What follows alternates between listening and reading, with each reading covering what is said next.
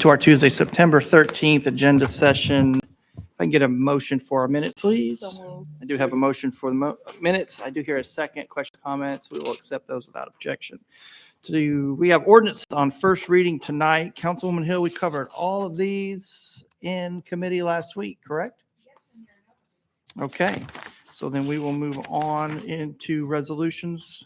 If council has any questions under community development, economic development, fire, we're familiar with those items.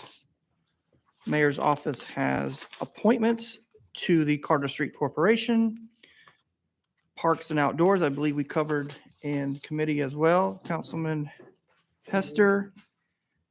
And moving into public works. So it's a pretty short agenda for this evening. Are there any questions on these items for this evening?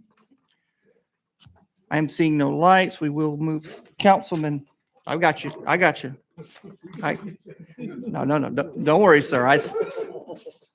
I know I move quickly, but I see your light, sir. Go ahead, please. Thank you, Mr. Chair. So I submitted a sewer lateral ordinance to you as well as the chair of our Public Works Committee. I was wondering if we had arrived at a date that we could have that in committee to discuss in order to be able to put it on the agenda. Yes, sir. You did pass that to me, and I wanted to send that on to Chairman Hester for that committee and await his approval. If he has no objection to that being placed in your committee for discussion, then I would definitely have it placed in. I'll leave that up to you, sir. Okay. If you saw that email. How soon you did? The sooner the better. Your next week. Next week? Okay. Mr. Attorney, is that something that I could send to this body so that they could have before that meeting, or is that something you would like? Would you do that so that the entire body has that ordinance for discussion for next week? Thank you. Very good. Thank you, Chairman Hester, for that. Councilman Henderson, that'll be on in Parks and Public Works. Let me bring up real quick too, for council discussion, if I may. October 4th is National Night Out, something that we take very seriously around here. And we normally move our meetings back, our council meeting, to 4 p.m. And I was looking at the calendar. We do have strategic planning, a planning and zoning meeting that day, but thanks to Councilwoman Hill's extreme organization, we are moving through planning and zoning very quickly.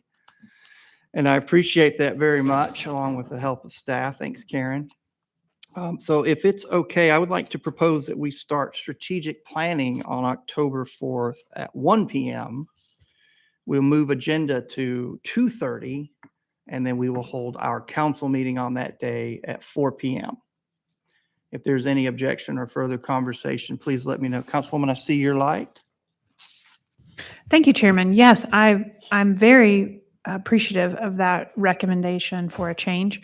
The kickoff for National Night Out is going to be in District 2 this year, and it will be hosted by the Fairfax Heights, Lepton City, Bagwell City Neighborhood Association, and I would like to invite all of you. We are going to have Clumpy's truck is going to be there, and we're going to have barbecue from Rib and Loin, and I'm even footing the bill for potato salad. So you see, you totally should come. Where is it? It's in Lepton City, and I don't know the exact address, but I will. You wouldn't miss it, but I will send you the information. It's on the official police one that you've already received the address. It's off Mercer Street. Yeah. Very good. So without objection of the council, Madam Clerk, will you please note that on October 4th, the time changes for our meetings for that day, and I appreciate that. Thank you so much. Before we move into committee, has anyone had a chance to look over future considerations? And if so, please let me know. I do anticipate a light. Madam Vice Chair? Yes, under finance, I did have a question about item A.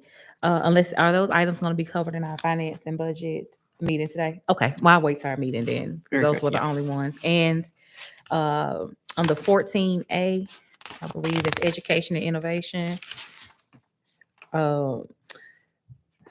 It said we would provide services to 278 children. I just had a question about the number of students we currently serve in our Head Start programs. Just what's the total number of students that we currently serve? Councilwoman, Chris is not in here right now, but I can make sure that we get those to you before the 6 o'clock meeting. Okay, that's all I thank you. needed. Thank you, Jordan. Okay. Thank you. Any other Councilman Henderson? I see your light, sir. Thank you, sir. On the budget amendment ordinance, I think we were supposed to get just sort of a general overview of, Yes, sir. We're doing that in committee today. okay, huh? Well, I didn't read that as that's what that was. I thought it had to do more with the bid, but, okay, Good, Councilman? I'm good then. Fantastic. If you would also, I see you do see it on the light, Councilman Smith, they're sneaking in there. Thank you, Mr. Chair. And I'm not only going to want to sneak in, but I want to back up just for a second. Sure. Parks and Outdoors on the agenda, seeing that there's somebody here that can probably answer my question pretty easily. We've got 2 resolutions about waiving fees, something that this body is usually amenable to for great organizations for our city. I just have a question related to the deposit. Jonathan, can you address that, or would you prefer to hand that off? So in general, we ask for a deposit for what reason? Or any damages incurred during the event. So if we waive the deposit, are we holding ourselves potentially liable for having to make a fix and hoping to recoup those expenses? I would assume we charge the deposit so that we don't have to do that, but the money goes back if there's no damages, correct? Correct. So is there a reason, and maybe we've been doing this and for some reason it just struck me funny because of the amounts that I'm seeing on here. Is there a reason that we're waiving a dollar amount that is given right back after the event if there's no issues? Anybody? There is no reason. Honestly, it's just how we've always done it with waiving fees. We've waived fees and deposits for these events. Are you aware of any issues where we've had to go back after the money if we didn't have a deposit? No. Okay. And then in a lot of cases, the deposit may not typically hit if it's mass damage anyway, but To me, it's a little bit of a diversionary tactic as well, right? When you take a little bit of extra care if you're putting a deposit down. And again, part of it is this is like 4,000 in deposits for one, and then 2,000 as a deposit for another. So the amounts just seem a little big to be foregoing when, again, it's just money that we're holding just to ensure that we are covered if there's any damages. Mr. Chair, were these ordinances brought by Parks, by the administration, by a council member? Do you know? I do not see a sponsor to answer your question on these. They were brought by the administration and placed on the agenda in so I future was, considerations. pardon me, I Mhm. apologize.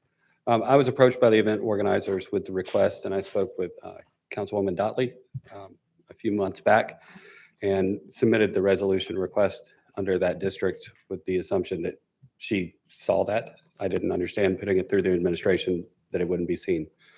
But that's why we had the little tag at the bottom explaining the impact from each event, from Pride and from the Three Sisters Bluegrass Festival. Again, I love the events we have in our city. It's not about that. It's simply kind of a matter of process. And as we have larger events, like this past weekend that we lost a full day of, it just kind of strikes me as to whether or not a good process or a good policy to follow would be for giving a deposit. It's not the fee for using the space. It's just to hold in case, which is why I question that. No, I agreed completely, Councilman. And we are implementing a new special event permitting software.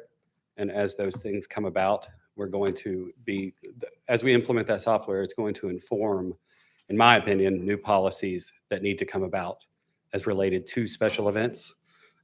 As you know, we're a new division. We've never had a division focused on special events, but we are certainly working tirelessly to kind of clean up those processes and address those types of concerns.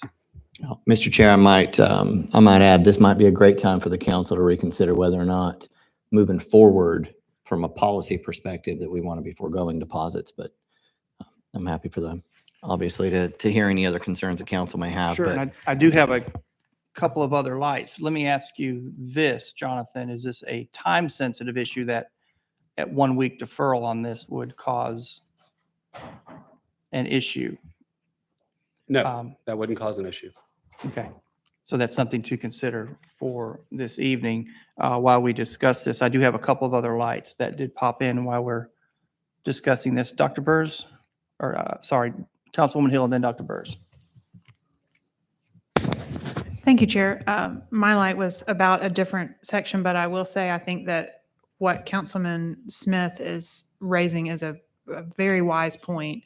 In fact, just last night in Lebanon City, we were discussing what has been learned from the environmental work that we're doing and how are we working on making sure we're saving taxpayers money in the future by implementing processes. And this seems like a good way to mitigate risk. And so I would certainly be interested in, especially once the new software is put into place, looking at it over time. I don't know if 1 week deferral would be all that helpful or not, but thank you for raising that, Councilman. Thank you, Councilwoman. Dr. Burrs? Thank you. I hope as you're going through the changes, I've never been really comfortable with who's worthy and who's not worthy to waive a fee. I've never been comfortable with that. The other thing is, I think because the reason for the deposit is to care for our property, and we hope everyone does, and no one ever has to, we don't have to keep anybody's fee.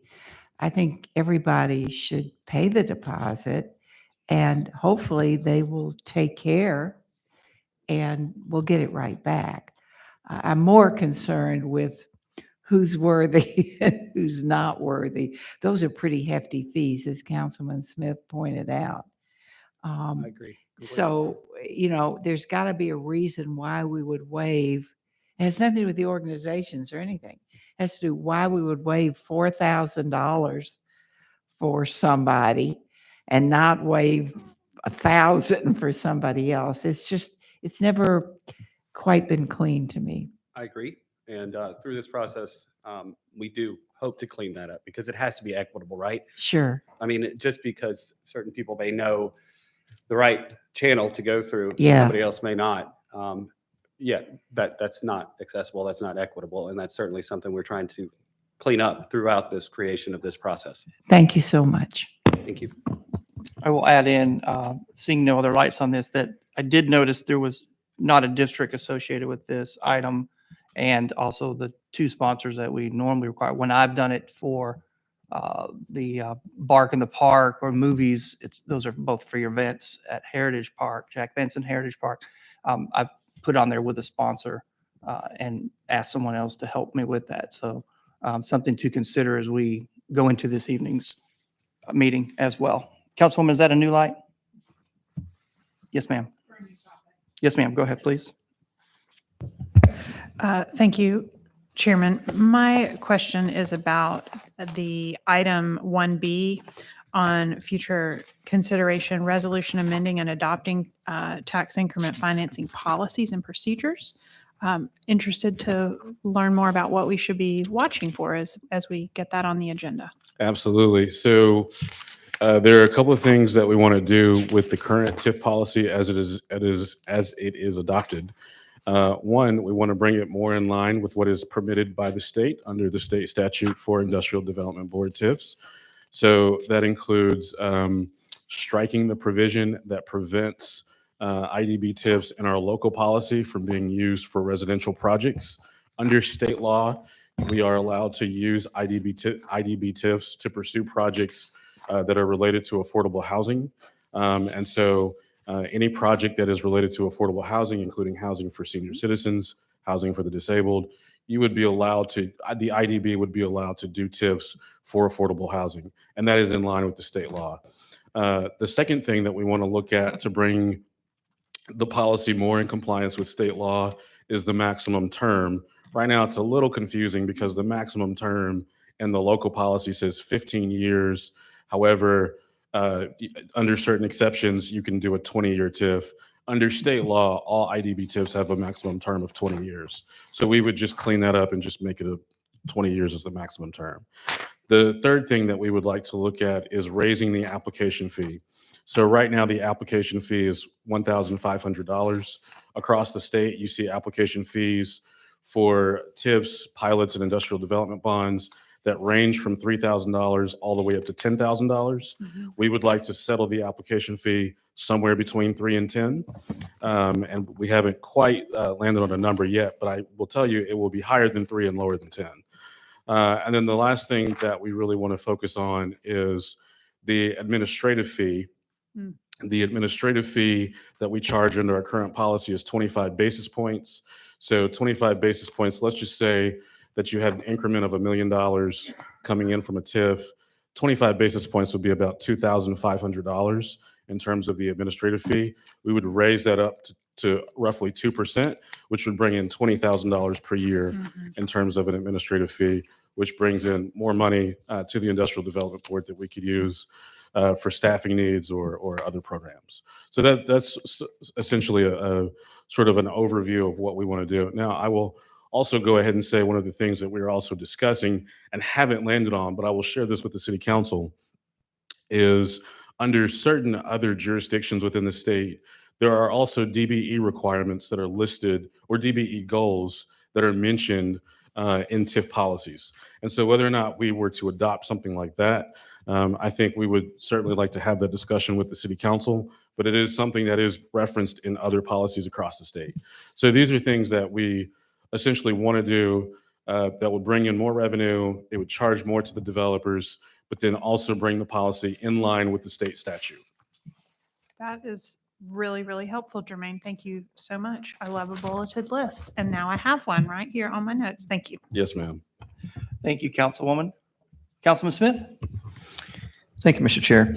Jermaine, really quick follow-up on what you were saying with bring us in line with state statute. Yes, sir. As you are reviewing these changes and how it's going to be worded in policy, are you planning for that language to be as per TCA, for example, Yes. or the actual details? Because I'd really prefer it Yes. to just bring us in line as opposed to repeat the copy. Absolutely. So we would just say, as per TCA 13-105, et cetera, this is in accordance with that provision. Yes. Perfect. Thank you. Yes. Thank you, Yes, Mr. sir. Chair.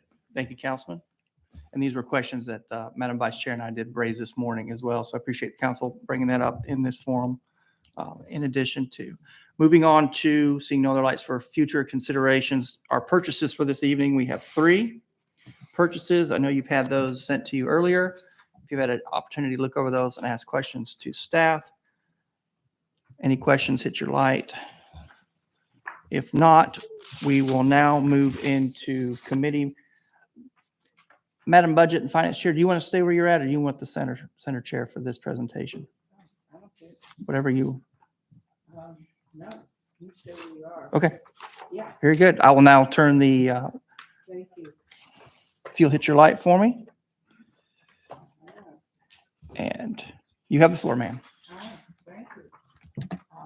I like this better than playing musical chairs. It's a little more efficient. Yeah. It's a little more efficient. Brent?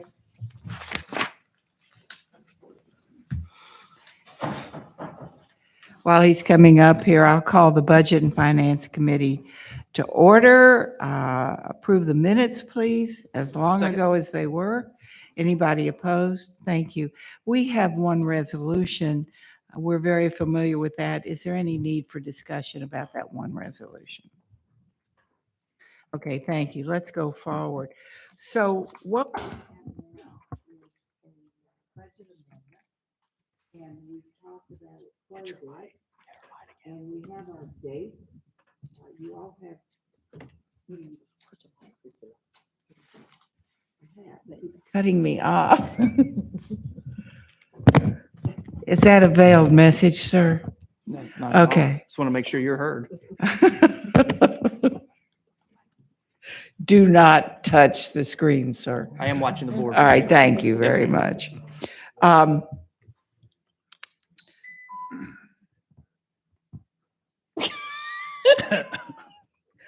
Okay, it's a circus here.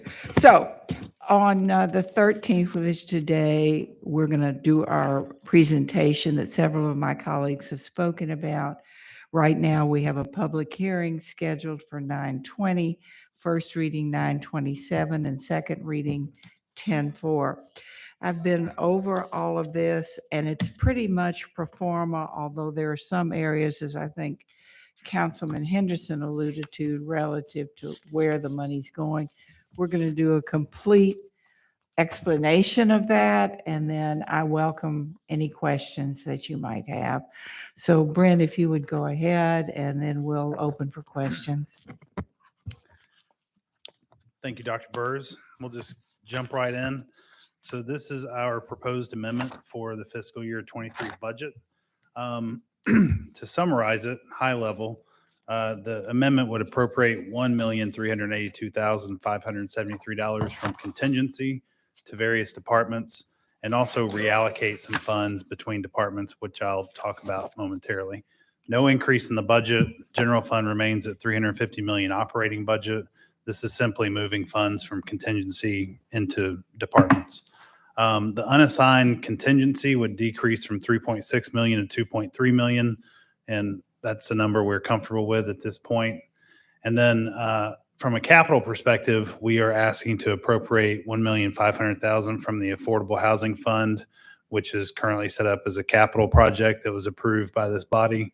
And that would be an appropriation to Chattanooga Neighborhood Enterprises for their work around affordable housing. So the use of the contingency is summarized here on this slide, and I'll email these slides after this meeting so that you all have a copy. You can see the reduction in contingency. The first allocation is to United Way for the Stormwater Fee Assistance Program. I'll talk about that more. I'll talk about all these more in detail.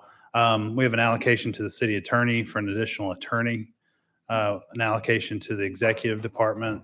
That's the mayor's office position. We have a finance position to cover. And then Office of Family Empowerment, that's an item that we've discussed previously. So that would be a $203,000 appropriation. And then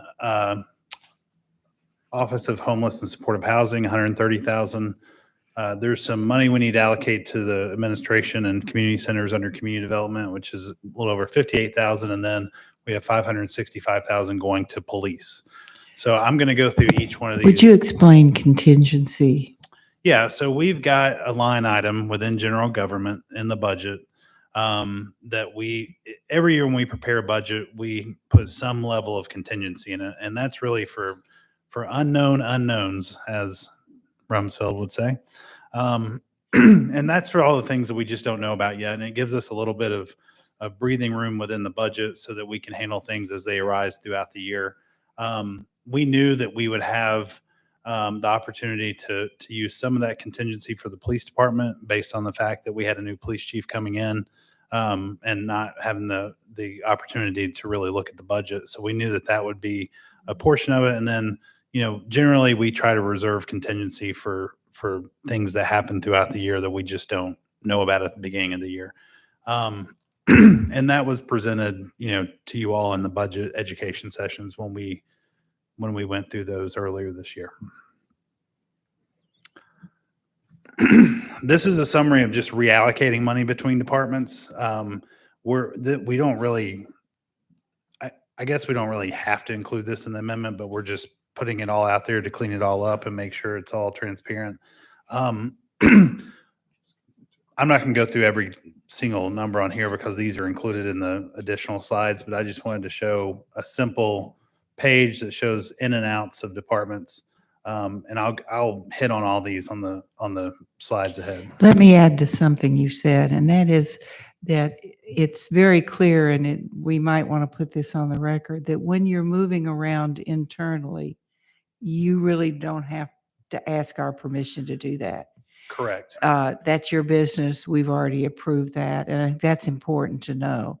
Yeah. As long So as this is a courtesy. Yes. There is some stuff that doesn't fall under that category. And so that's why we're doing it, to be transparent.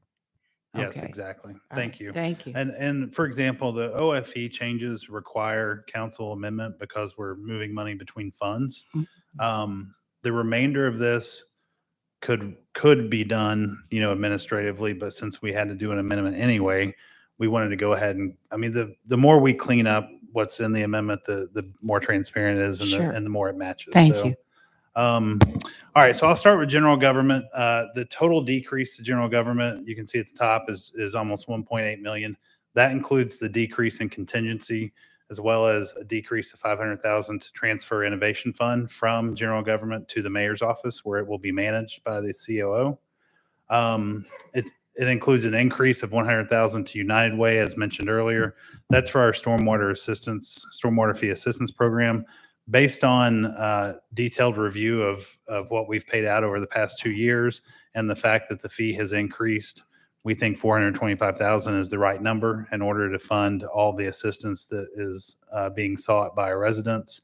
And then lastly, there's a small increase to city attorney, which is the result of an increase from adding an attorney position, offset by a transfer of the risk manager to HR. So that what we're doing there is we're moving the risk manager function from city attorney to HR, but then backfilling with an attorney position that can add capacity for cases, but also investigative duties and other things like this. So the net increase for the department is just over 15,000.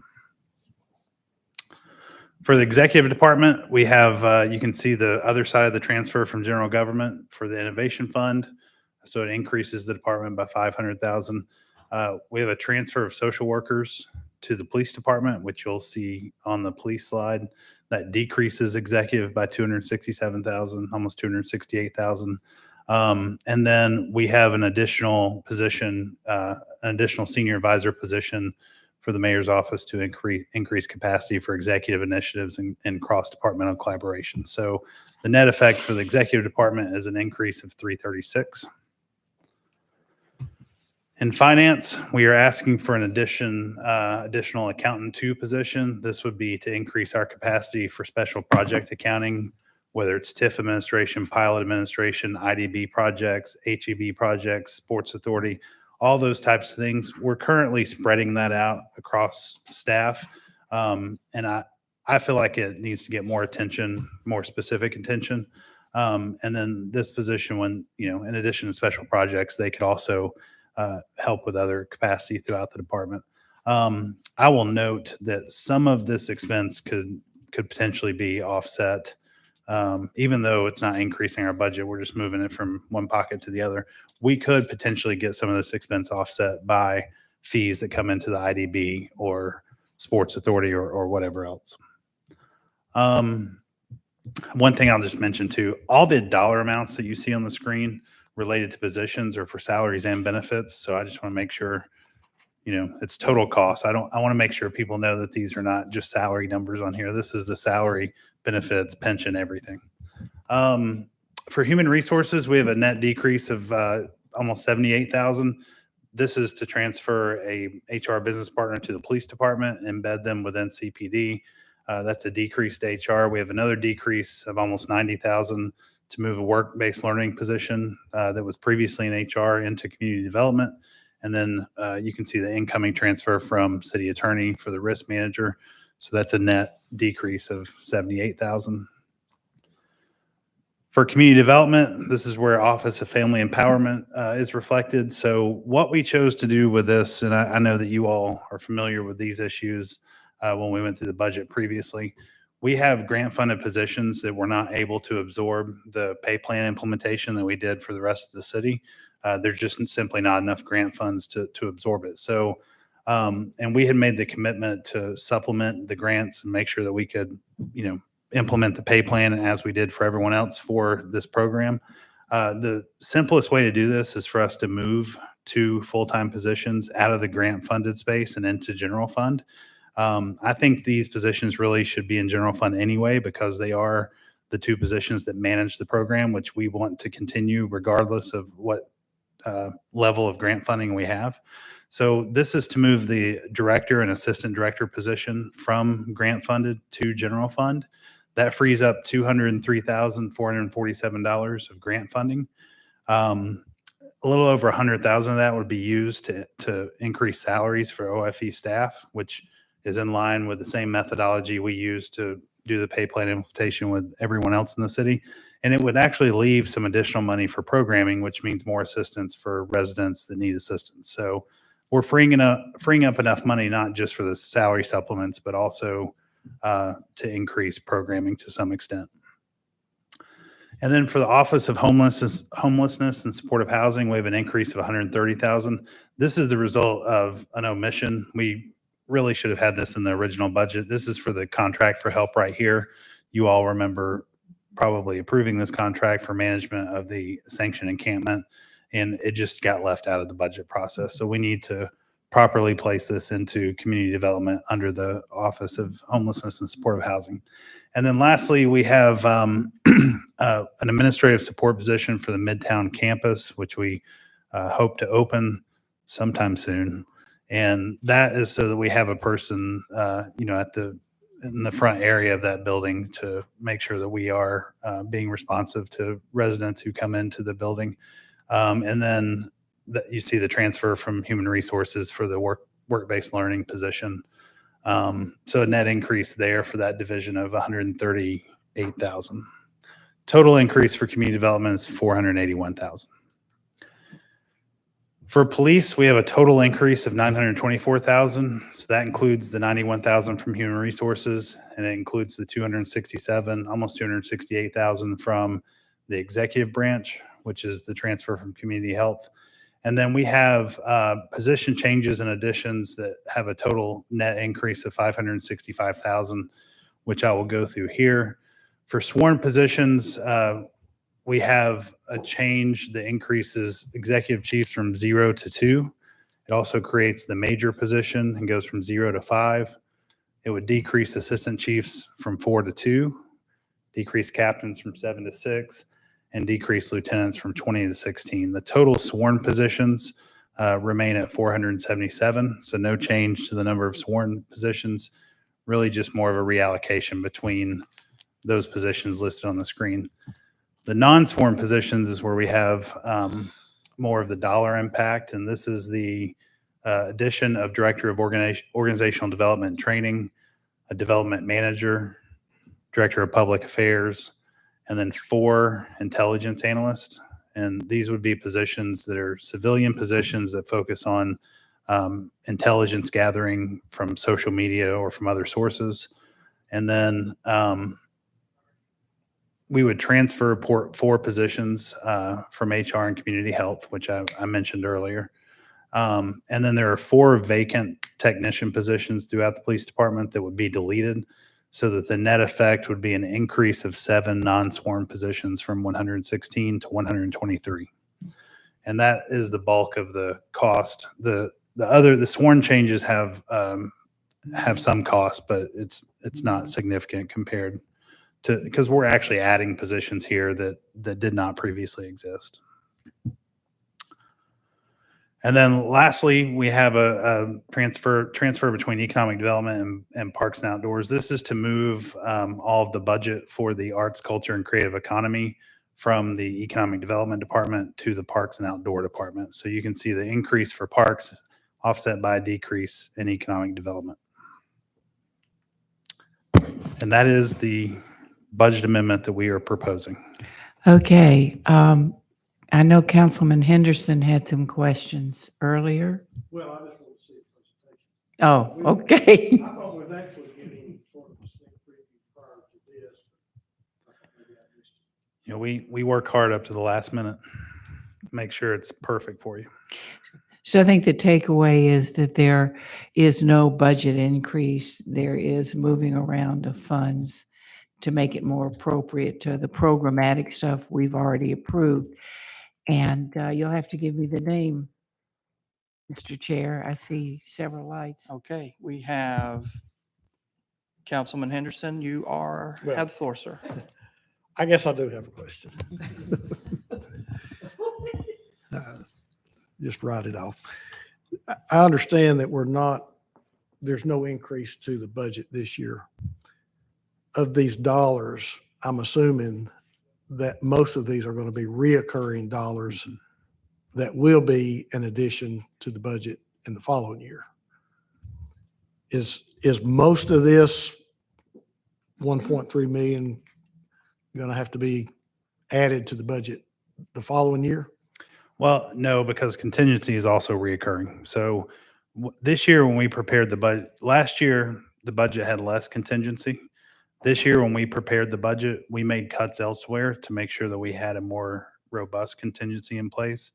As I mentioned, one, because we knew that we would be allocating some funds at some point for police, but also just because of the unknown of the market conditions at this time. So we wanted to make sure we had a very sufficient contingency that is funded with reoccurring revenues. So we have recurring revenues for recurring costs. As long as we stay within the 350, which we are, we don't have a problem with recurring costs. Meaning the following year, in order to equal the same budget, we would have to cut contingencies in order to fund these other positions, I guess. Yeah, or maintain contingency at the amended dollar amount. And how much of this, well, I guess all of it really affects pension plans and payments going forward as far as contribution to pension plans? Yeah, I mean, we've got a net increase of 7 civilian positions. And police, I mean, that's insignificant to the total cost that goes into the pension out of that department. And then for finance and executive, I mean, it's really, it can easily be absorbed in the benefit budget. Okay. Thank you. Brent, I do want to just say thank you for you and your team for looking out for the Office of Family Empowerment. I know that was an issue that was brought up several months ago, and they came and they spoke about some of the issues that they had in regards to payment. So I just want to commend you all for staying on top of that and ensuring that those employees were able to be compensated for the work that they've done. So I just really appreciate that, and in a way that we can increase services as well. So not only will those employees get get the pay plan boost, but also we'll have $90,000 to go back into services to our constituents as well. So thank you so much for that. I appreciate it. Thank you, Vice Chairwoman. I would also just add that it's also we believe it's the most sustainable way to correct the issues that were raised. And I think that that's important as well. Councilman Hester? Right. I know it was a lot of shifting of folks from human resource. And I'm trying to see how's it going to impact them as far as the efficiency of that department. Because last week you were here regarding all those overpayments. How is that going to be an impact at department? That's my question. So that's a good question. All the positions that are moving from HR are not related at all to the issue that happened with overpayments. For example, the HR BP for police, that position spends more time with police than it would with HR. We just feel like it better functions when it's embedded within police, and we might as well move it over to the police department. The workforce development was something that was already working mostly with community development. And then, we're bringing a risk manager into HR just to better coordinate safety and risk management. So it would not have any effect. And Mandy Lawrence, agreed to all of these and supports all of them. You good, Councilman? I see no other lights, no other questions. I have one, Dr. Burrs, if you don't mind, since everyone has had a chance to go. Under the police changes, before it's reported in the media that the police budget is changing to the tune of nearly $1 million, it appears. Can we talk a little bit about what I'm hearing in my district, but also around the city as far as a strategic plan in addressing the issues we have at hand with violence in particular. And is this part of a strategic plan? And if you were paying attention to the radio this morning, you heard a lot of this. And I think folks just want to know, Joda, and I see the chief is here too, is this part of a strategic plan going forward?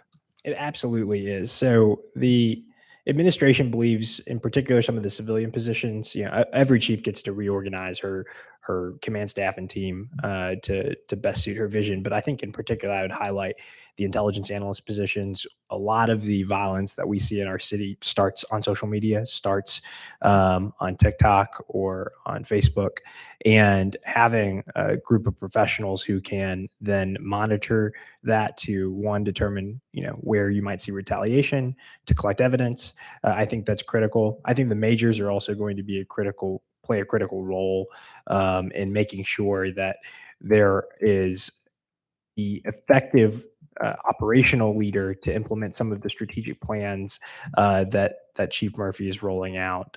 Chief, do you have anything to add to that?